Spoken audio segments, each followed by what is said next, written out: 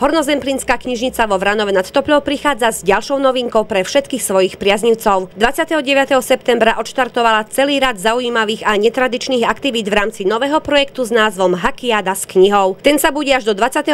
októbra realizovať vo vynovených priestoroch knižnice, ktoré sa zmenili na pohodlnú obývačku. Projekt Hakiáda s knihou je zameraný na podporu čítania detí a ich rodičov, pretože radi by sme pritiahli týmto projektom do knižnice nielen deti, ale aj rodičov a starých rodičov. A vymysleli sme si v našej knižnici obývačku, aby sa u nás dobre cítili.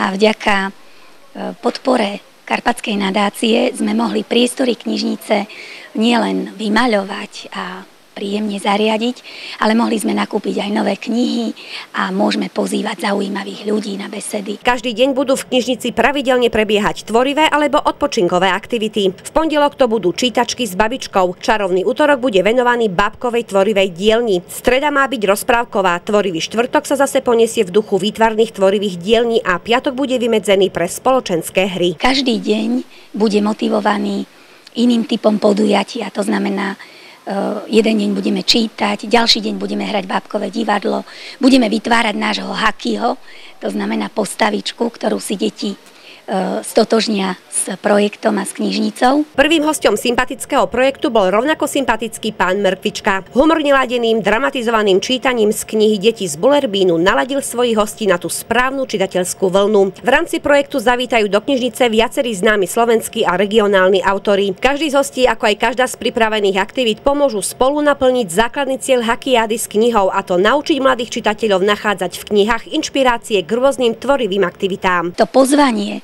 že knižnica je pre všetkých, to znamená aj pre tých najstarších, to platí. A veríme tomu, že tento projekt naozaj u tých, ktorí doposiaľ, dá sa povedať, že zanedbávali čítanie, tak sa podarí ho naštartovať práve aj tým príjemným prostredím v knižnici.